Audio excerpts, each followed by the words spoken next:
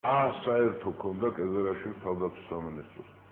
რა პრინციპით დაინიშნა ეკა ტყიშელაშვილი საგარეო საქმეთა მინისტრი? რა გამოცდილება ქონდა მას? დავით, არსებობს, არსებობს პროფესიები, რომელსაც აუცილებლად ჭირდება ასაკი. აუცილებლად, აი დიპლომატია არის ასეთი პროფესია. რომ აი ვუნდერკინდი რო იყო, ვარსკვლავები რო დაწყვიტო ცაზე, ხო? გჭირდება წლები, გჭირდება ცოდნა ამ სტრუქტურის. საკმაოდ რთული სისტემა არის დიპლომატია. მე მგონი დამეთანხმებით თამაში. როგორ შეიძლება ასეთი პატარა ასაკის ქალბატონის დანიშვნა, ასეთი გამოუცდელი ადამიანის დანიშვნა საგარეო საქმეთა მინისტრად? აი რა პრინციპით დაინიშნა ახალაია? აი რატომ დაინიშნა ჰანიბალია, ნაპოლეონია, დავით აღმაშენებელია თუ ვინ არის? რა იცის მან სამხედრო სტრუქტურის შესახებ? რა ნიშნით იყო დანიშნული გოგავა შტაბის უფროსად? გავლა გამოვლაში არ იყო თავდაცვასთან, რაც პოლიციელი იყო, არ ვიცი, კარგი პოლიციელი იყო თუ ცუდი, ისიც არ ვიცი. მაგრამ სულ სხვა რაღაც, აი კომპეტენციას, აი კომპეტენტურობას რა კრიტერიუმებით აფასებთ თქვენ როცა ადამიანებს ნიშნავთ? ნუ თქვენ რა თქმა უნდა ამაში მონაწილეობა არ აქვს მიღებული, იმიტომ რომ სააკაშვილი ნიშნავდა. ერთადერთი რის გამოც ისინი ინიშნებოდნენ, ეს არის პირადი ერთგულება ხელისუფლების და არა სახელმწიფოს. ძალიან ხშირად ეს ხელისუფლება ცდილობს გაიგივოს თავრობა, ხელისუფლება და სახელმწიფო. ძალიან ხშირად ანტისახელმწიფოებრივი არის ხელისუფლება. ისტორიამ ძალიან ბევრი მაგალითი იცის, რომ სახელმწიფო და ხელისუფლება აბსოლუტურად სხვადასხვა გზით ვითარდება. დღეს ყავს საქართველოს სამწუხაროდ ასეთი ხელისუფლება, რომელიც არის ანტისახელმწიფოებრივი. აი მესმის, მე რომ ყველას თავისი იჯერებთ აბსოლუტურად, თუმცა შეიძლება ითქვი შევიტარო, მაგრამ გეთანხმებით. ყველას უნდა და კარგი ამ ქვეყნით. ეს მარტო არ კმარა დავით ბატონო.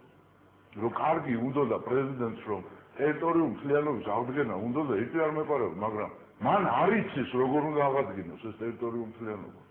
გვინდოდა ომის მოგება, მაგრამ ხელისუფლებაში და სამხედრო სამეთაურო თქვა სტრუქტურაში იყო ის ხალხი, რომელსაც წარმოდგენა არ ჰქონდათ სამხედრო საქმესთან. სურვილი არ კმარა. მე რომ გამოვაცხადო, ახლა დიდი ჰოკეისტი ვარ, ხო შეიძლება ვიღაცა დავარწმუნო ამაში. მაგრამ როგავალ ყინულზე და პირველსა და გასვლაზე რომ კისერს მოვიტეხავ, ამას რა თქმა უნდა ბევრი საუბარი. არ არის ეს ხალხი კომპეტენტური ხალხი არ მართავს ამ ქვეყანას.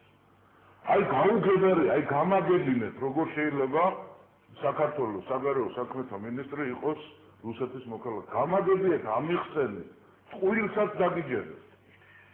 გამაგებინეთ, ქვეყანასთან გვაქვს სამხედრო კონფლიქტი, ქვეყანასთან გვაქვს უზარმაზარი პრეტენზიები. საქართველოს პრობლემების 99% არის რუსეთიდან მომდინარეობს. გამაგებინეთ, რა პრინციპით დანიშნეთ საგარეო საქმეთა მინისტრი რუსეთის მოქალაქე. რუსო თავმოყარეობაც კი აღარ არის ამ ქვეყანაზე. ერთ გულწრფელად კითხავთ ახლა ერთ ამას. იმდენი კითხვა იყო დასმული. არ გვაქვს ხოლმე ხშირი ფუფუნება ხელისუფლების მოსვლის, თუმცა შემდგარდამაში ხშირად მოდის. ბატონ დაცოს შეუძლია, როდესაც დამიძახეთ, მაშინ მოვედი და ეს იყო ახალგორამდეც და ბატონ დავით, ერთ რამეს კითხავთ თქვენს და ქალბატონ ჩიორასაც, აი გულწრფელად ვინაიდან ასე ჩემი განცდა იყო, ჩემი ინფორმაცია იყო და მეგონა რომ ამის შემდეგ რაღაც პატარა აურზაური მაინც ახლდებოდა. მე ერთმა ახლა ყოფილმა რეზერვის საპირი უჩანს არ ვიცი.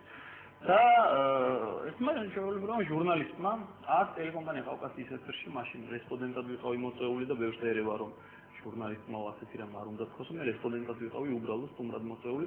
თქვი რომ დავით კეზერაშვილი და 16 სექტემბერს თქვი რომ დავით კეზერაშვილი არის ნარკომანი. მე მქონდა უტყუარი ინფორმაცია რომ აგვისტოს მანძილზე ეთამაშებოდა ხოლმე ჰეროინის ბატონი კეზერაშვილი.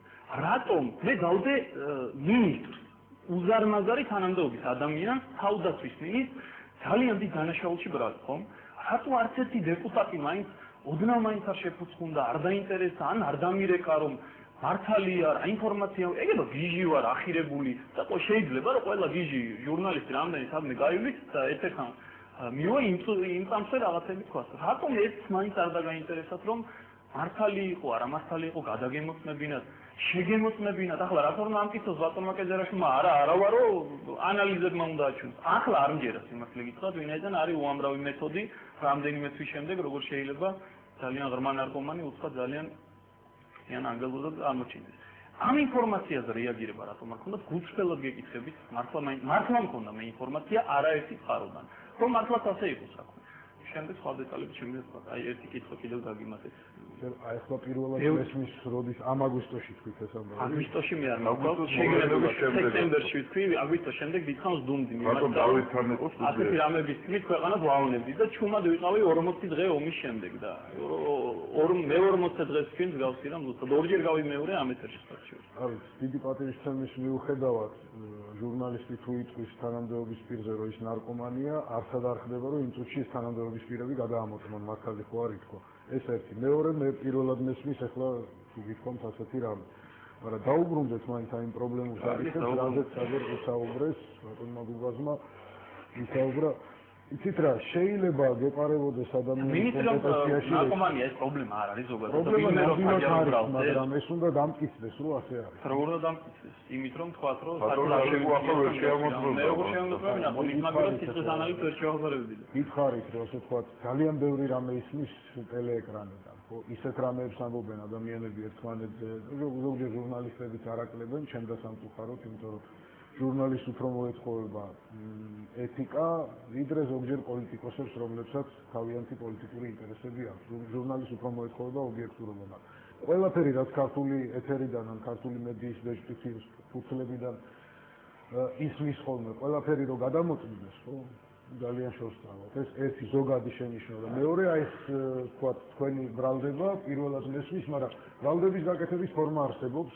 და მასზე რეაგირება აუცილებელია, თუ კი აი ამ ფორმას დაიცავს და ოფიციალურად შემოიტანს განცხადებას, რომ აქედან და აქედან ამ და ამ ინფორმაციის თქვა საფუძველზე ვიძახი, რომ აი ესეთი მდგომარეობა ის ნამდვილად გადამოწმდება და ეს ახლა ეკრანიდან ამდენი რამ ისმის, ხო? ამას მე პირადად აი პირველად გავიგონე, არც მინახავს თუ ეს თქვით, მაგრამ დაუბრუნდეთ საკადრო პოლიტიკა. შეგი ვინ რაში არის კომპეტენტური, ხო შეიძლება საშუალება რომ კონდეს სხვა დროს მოვიდეთ ეთერში და სიამოვნებით ვეკამათები გუბას მათ ისტორიული მეცნიერების პლუსებზე და მინუსებზე საქართველოში. ან საერთოდ ამ პროფესიაზე, ან როგორ აგვაქვს შესწავლილი ისტორია, საკმარისად თუ არა, მაგრამ არც გუბაზე გარკვეული ვარ მე და არც მე თვითონ.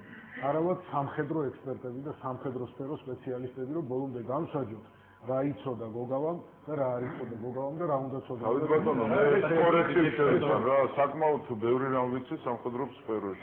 გია ყარყარაშვილი არის ბატონო, გია ყარყარაშვილი პროფესიის არ გაგიულია. თუ ახლა პროფესიის არ გამივლია. რომელზეც